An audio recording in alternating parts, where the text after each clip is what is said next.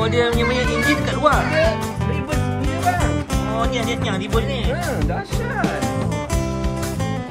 Tapi motor ni kena beli jugalah. Dia beli satu set. Oh. Dia dah beli. Baik, baik, baik.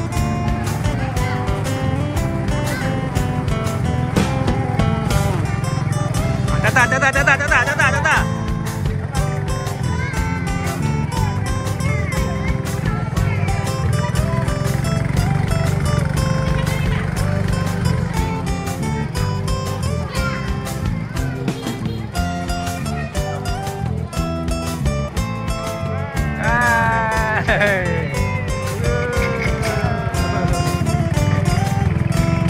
Tengok ni.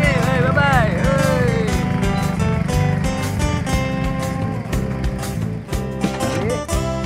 Lepas je. Dia senang je. Bila dia buat kat center. Oh. Sayang dia. Mana dia punya cangkuk dia kat mana? Ni. Ni tangkap dekat Oh. dekat sini ada lock dia. Ni, dia tangkap ni. Oh, ni cangkuknya.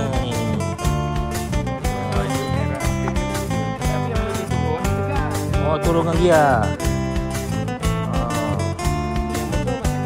Oh. 4 gear juga.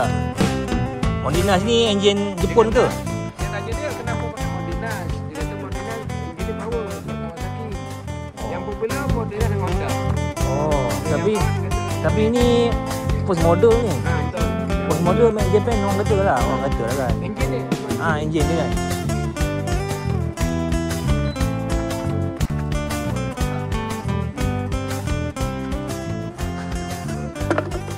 Ni dia kata kereta hancur lah. Apa tayar dia? Dia punya Rim dia. dia punya Oh, dia punya belakang punya tu. Sub dia.